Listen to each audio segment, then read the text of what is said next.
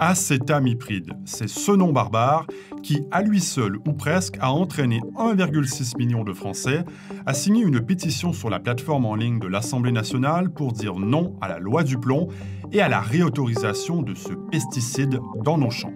Alors, que sait-on ou pas sur cette substance très polémique? On vous explique. D'abord, l'évidence. C'est un pesticide très efficace pour protéger les récoltes. Pulvérisé dans les champs, il paralyse les insectes vecteurs de maladies en attaquant leur système nerveux.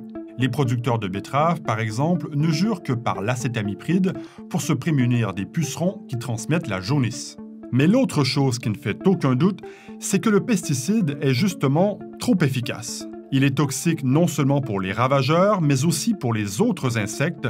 Au printemps dernier, une étude allemande a noté une perte de 92% des populations de 3 espèces d'insectes dans un milieu touché par l'épandage d'acétamipride.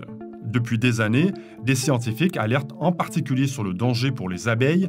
C'est d'ailleurs pour cette raison que le pesticide avait été interdit en France en 2018. Il y a quand même des dizaines de travaux qui montrent que l'acétamipride est toxique sur des insectes pollinisateurs. Et puis d'autre part, on a aussi ce problème, l'acétamipride est très soluble dans l'eau et reste des dizaines de jours dans le milieu naturel après avoir été administré dans un champ.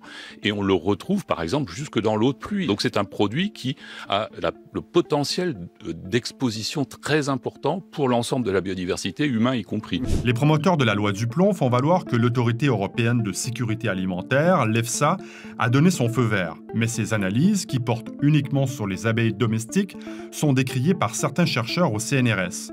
Et même sans létalité, des études ont montré que le pesticide peut perturber le comportement des pollinisateurs. Ce qui reste encore flou, c'est l'effet de l'acétamipride sur nous, les humains.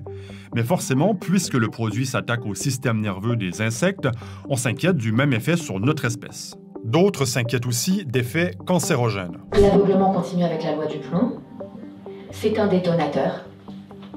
Et nous, ce qu'on veut dire aujourd'hui aux parlementaires qui doutent, ou aux parlementaires qui sont absents, ou aux parlementaires qui votent pour la loi du plomb, on leur demande, avant le vote, serez-vous, oui ou non, l'allié du cancer?